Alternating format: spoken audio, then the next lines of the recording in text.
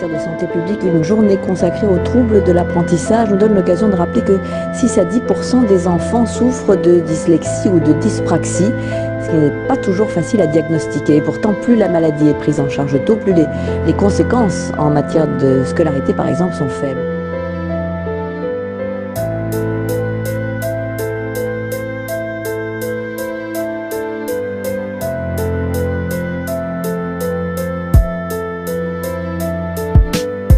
Tendre enfance, malgré des personnes insouciantes, on a tous posé le pied à terre pour aller étudier comme tout être sur terre. À l'école primaire, les profs ont voulu nous faire entrer dans le système.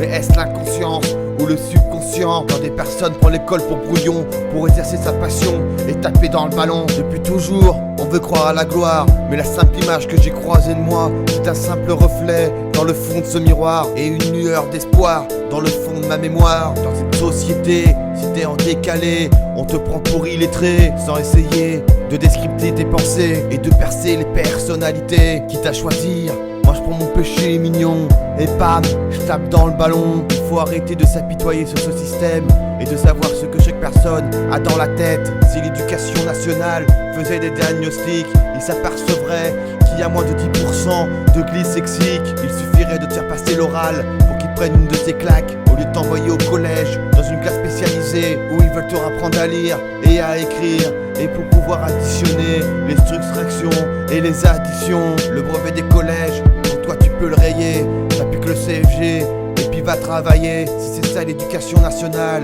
j'ai dû rater une marche et m'éclater la face. Pour toi le bac, c'est comme te prendre une claque. Tu peux remballer ton cartable et prendre ta caisse à outils, finir à l'usine et à trier les vis. Ça c'est ce que les profs m'ont dit, et croient leur objectif sans penser à l'alternative. Devenir sportif et monter dans les hits, et pourquoi pas chef d'entreprise, tout ça par la maîtrise. À ce jour, t'aimerais bien revoir tes anciens profs pour leur montrer qu'ils t'ont mal jugé et que c'est eux qui ont trébuché en jugeant sur mon avenir. Mais à ce jour, mon avenir est tracé comme une ligne discontinue et sans pointiller. Si l'État veut me doubler, je lui conseille d'avoir le cœur bien accroché. En gros, vaut mieux pas être né qu'à ta ceinture de sécurité, elle pourra pas te sauver. Des gens penseront, vu mes phrases, je pouvais pas être si nul en classe. Mais détrompe-toi, en maths, 3% de moyenne sur 20. Et je te parle pas du français, 2 à tout casser. C'est dans le sport qu'ils ont tous morflé. Les gens ont transpiré et moi j'ai décollé. Depuis toujours, j'ai eu de l'énergie à revendre dans le sport. Tout a commencé dans ma tendre enfance. À l'âge de 10 ans, j'ai lâché le ballon et j'ai pris l'aviron. Passé l'aviron de bronze avec une note de 20 sur 20. Fini les 3 sur 20 en maths, 3 années à m'entraîner d'affilée à la Massey. Mon premier championnat à la Massey. Et me voilà recruté dans un club, la Régate Rennaise, 1 an de préparation. Et me voilà champion de Bretagne à 15 ans. Dans cette triste affaire, c'est pour le championnat de France, il fallait faire des stages payants.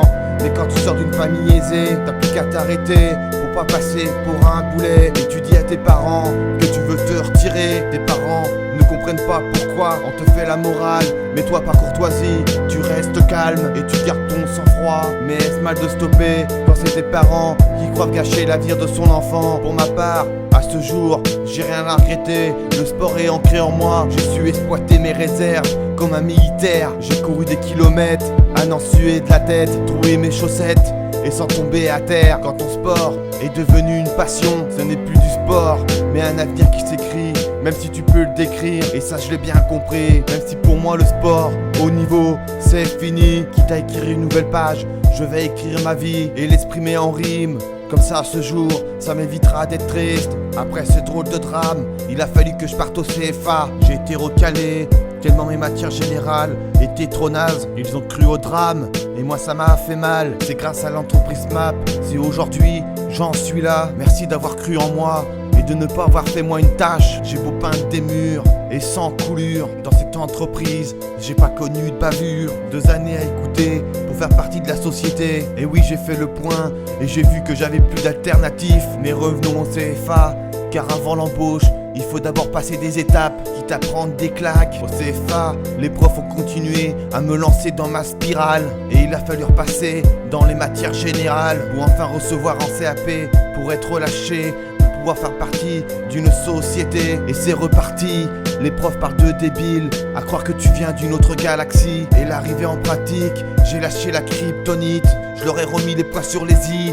D'un seul coup, ça parle plus de glisse sexique, ça parle plutôt de Jenny. Depuis toujours, j'avais ces acquis, mais je les avais gardés pour une période de crise. Pendant toute ma vie, j'ai mené une double vie, à jouer comme un geek sur l'informatique. J'ai été pro gamer et sans vouloir te faire peur, avec mon nom acide. Si tu m'as croisé sur COD ou BF, tu peux m'oublier tellement tu as crisé. Tu t'es déconnecté et on m'a insulté. Tu peux prendre tes screenshots, mais pour toi ça sera que le choc. Tu ressentiras un blanc tellement l'image est noble. Aujourd'hui si t'es gamer, sache que j'ai tout lâché. J'ai préféré aller travailler. Déjà 11 ans que je suis en train de taffer. J'ai pas changé de métier, mais j'ai bien évolué. Merci à l'ancienneté, c'est mes capacités. Voilà, aujourd'hui je vous ai tracé ma vie, mais sachez juste une chose, c'est que je tourne pas au SMIC. Et t'auras beau sortir d'une classe spécialisée, tu vois, ça t'empêchera pas de pouvoir enchaîner au moins 2 mots d'affilée pour remettre en place les gens qui t'ont jugé. Et tu vois qu'un Secpaman, ça peut rapper dans ta cité. Si aujourd'hui mes profs m'entendraient parler, ils se diraient: l'enfoiré, il nous a bien berné. Ils ont peut-être cru que j'allais finir avec un pyjama rayé avant de la cesser en bas de mon quartier, finir incarcéré et dans un poulailler. Voilà, maintenant vous connaissez l'histoire de ma vie et je vais continuer mon script. Yeah, ça fait plaisir. Acide en direct du 35-2-0.